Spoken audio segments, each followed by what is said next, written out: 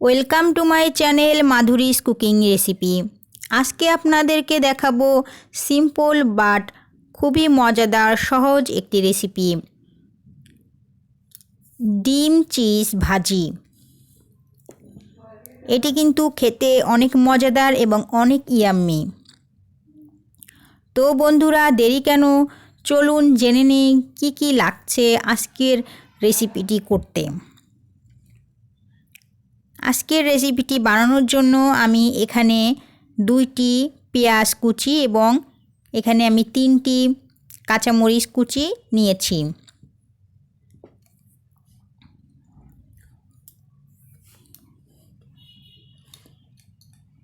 এখন আমি এটির মধ্যে লবণ দিয়ে দিব। লবণটা অবশ্যই পরিমাণ মতো নেবেন এবং লবণ সাথে আমি সামান্য 1 চিমটি জিরা গুঁড়া দিয়েছি।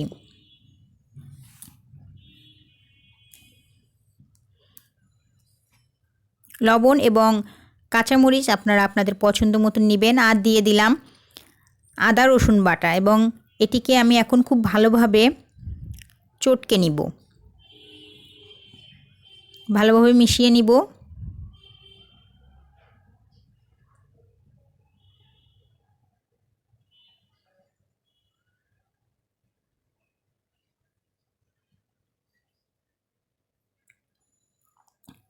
এবং এটি ভালোভাবে মেশানো হয়ে গেলে এটির মধ্যে আমি এখন একটি ডিম দিয়ে দিব।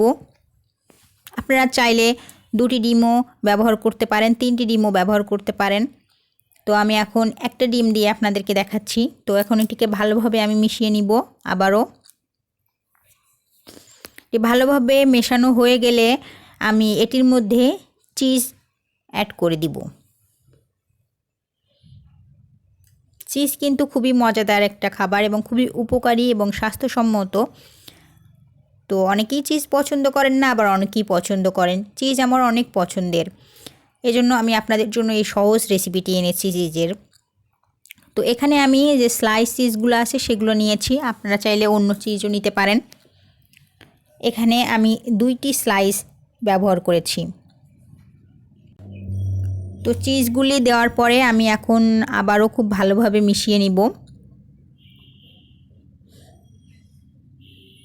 আমি কিন্তু এটির মধ্যে, এই মিশ্রণটির মধ্যে আর কিছুই ব্যবহার করব না।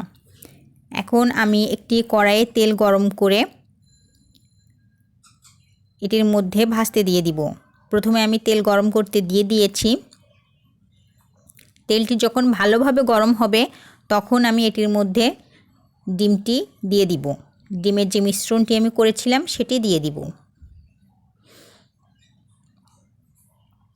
এবং ডিমের এক পাশ হয়ে গেলে এরপর আমি উল্টে আর এক পাশ ভালোভাবে হতে দিব। তো আমি অপেক্ষা করব এক পাশ হওয়া পর্যন্ত।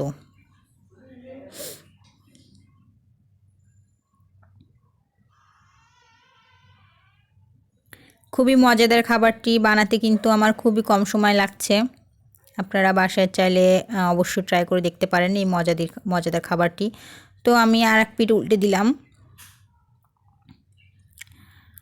দেখুন আমার এক পিঠ হয়ে গিয়েছে, আমি উল্টে দিয়েছি এবং অন্য পাশ হওয়া পর্যন্ত অপেক্ষা করব।